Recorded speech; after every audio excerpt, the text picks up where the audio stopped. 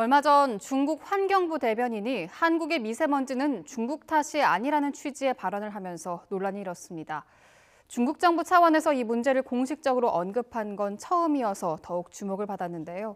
새로 시작하는 Y파일 코너에서 발언 내용의 사실 여부를 짚어봤습니다. 박기현 기자입니다.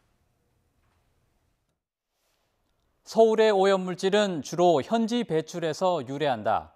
중국 생태환경부 대변인은 한 기자의 질문을 받고는 마치 미리 준비한 듯 여러 근거를 들며 이런 답변을 내놨습니다. 주요 근거는 최근 중국의 공기질은 개선됐지만 서울의 미세먼지 농도는 오히려 높아졌다는 겁니다. 그래서 중국 정부가 공식적으로 발표한 환경통계 자료를 살펴봤습니다. 이처럼 주요 지역에서 최근 5년 사이에 초미세먼지가 최대 42% 감소했다고 나옵니다. 혹시나 해서 다른 자료도 찾아봤는데 미국 시카고 대학의 연구 결과도 중국 정부의 이런 주장을 뒷받침하고 있습니다. 반면 서울의 미세먼지는 이처럼 지난 10년간 나아지는 추세를 보이고 있지만 건강에 더 위협적인 초미세먼지 농도는 최근 3년간 더 나빠졌습니다. 일단 중국 대변인이 내세운 근거 자체는 사실인데요. 하지만 중국 미세먼지의 절대량을 무시했다는 지적이 나옵니다. 중국의 연평균 초미세먼지 농도는 여전히 서울보다 두세 배 높고 세계적으로도 최악의 수준입니다. 절대적으로 나쁜 영향을 주지 않는다고 단정할 근거가 되지 않는다는 얘기입니다. 중국 대변인이 든 또 다른 근거는 한국과 가까운 주요 도시의 이산화질소 농도였습니다. 미세먼지를 생성하는 이산화질소의 농도가 서울이 더 높다는 거였는데 확인해 보니 동북부의 주요 도시들이 실제로 서울보다 수치가 낮았습니다.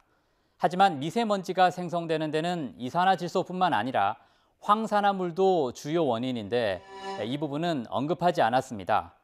황산화물은 석탄에서 주로 나오는데 중국의 석탄 의존도는 여전히 60%에 이를 정도로 높습니다. 이 때문에 중국 측이 자신들에게 유리한 수치만 골라서 제시했다는 지적이 나옵니다.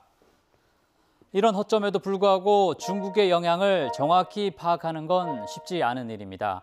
학계는 물론 심지어 언론사 간에도 의견이 크게 갈리고 있습니다. 그러다 보니 우리 환경부의 공식 입장도 애매모호합니다. 중국이라고 구체적으로 적시하지 않고 다만 국외적 영향이 최소 30%에서 최대 80%라고 추정만 하고 있습니다. 시시각각 변하는 기상 조건에 맞춰 중국의 영향을 정밀하게 추정하는 건 현재의 연구 수준으로는 불가능하다는 게 정확할 것 같습니다. 중국 측 미세먼지 자료의 신빙성도 여전히 논란거리고 또 북한이라는 변수도 있습니다. 중국 미세먼지 발생량 자체가 불확실하고 또 풍속, 풍향들 기상도 굉장히 정확하지가 않고 또 우리 국내 배출량도 잘 파악이 안 돼 있기 때문에 이 모델 결과는 굉장히 불확실성이 큽니다. 이 때문에 전문가들도 중국의 영향이 어느 정도냐를 따지기보다는 미세먼지 문제를 해결하기 위한 협력에 집중해야 한다는데 이견이 없습니다. 사실 중국 생태환경부 대변인도 주로라는 단서를 단 만큼 중국의 영향 자체를 부인하는 건 아니었습니다.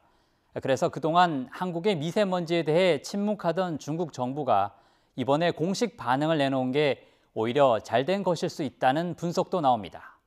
YTN 박기현입니다.